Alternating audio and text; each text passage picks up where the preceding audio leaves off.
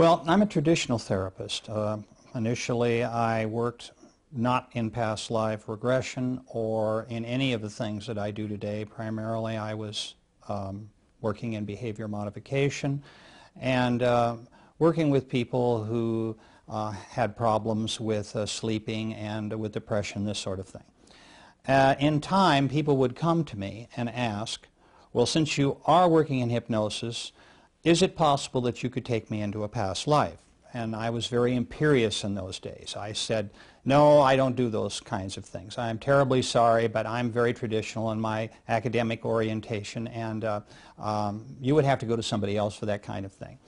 So what happened to me was that after a number of years passed, I had a client who came complaining of a pain in his side. He told me that he'd been to many medical doctors, had x-rays, and was told that it was all psychosomatic. It was in his mind, and that if he just forgot about it, it would go away.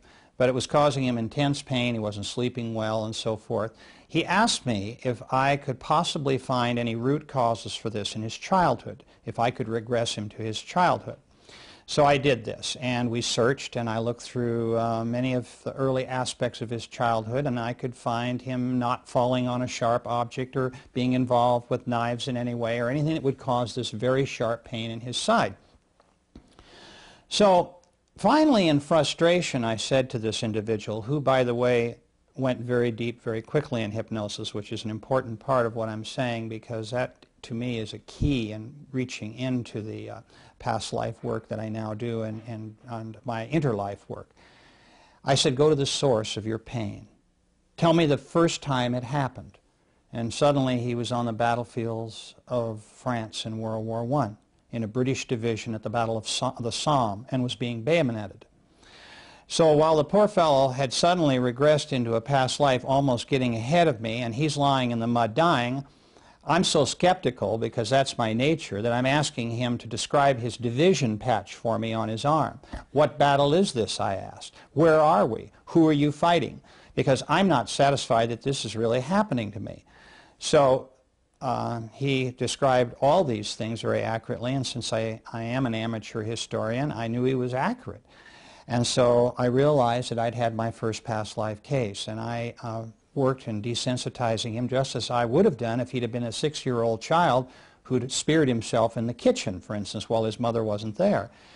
So from that case, I realized that that past life regression was very real. I was still somewhat skeptical. I did a lot more experimenting, of course, and working with people, and a lot more time passed. And then what happened to me was another case, almost by accident. A lady came to me who complained of loneliness and isolation in society, and she felt that she was not really a part of this world, that she just felt so disoriented with the life that she was living and the people that were around her. She was thinking of suicide. And so again, I worked with this lady as I had done with this man, but not in past life work. We talked about a lot of childhood issues. I put her in hypnosis. We worked a lot with her early life and so forth, and really didn't come up with anything. So like with the man I just spoke about, I asked this lady, go to the source of your loneliness and lack of companionship. And again, she was very somnambulistic. She went very deep very quickly. She was a very good hypnosis subject.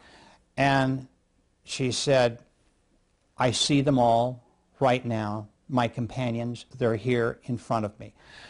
And I thought, you know, what are we talking about here? Is this a bridge group? Who are these people?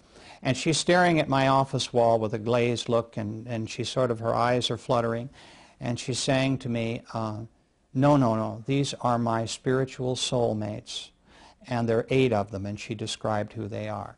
And I couldn't believe this. There just chills went up and down my spine, that I had actually, I was talking to someone who was talking about a life between lives. And this is an area of which I had no experience and I'd read no books on. There weren't many books even touching on the subject.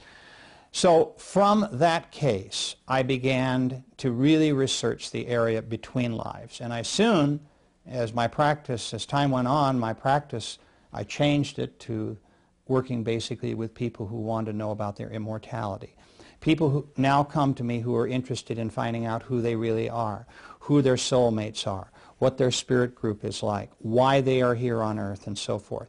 To me, these are the profound questions in life, and the psychological benefits that come from people knowing these points, these issues in their life, empower them in a way that they had not had before. And so that's essentially how I came to work in the area that I do today.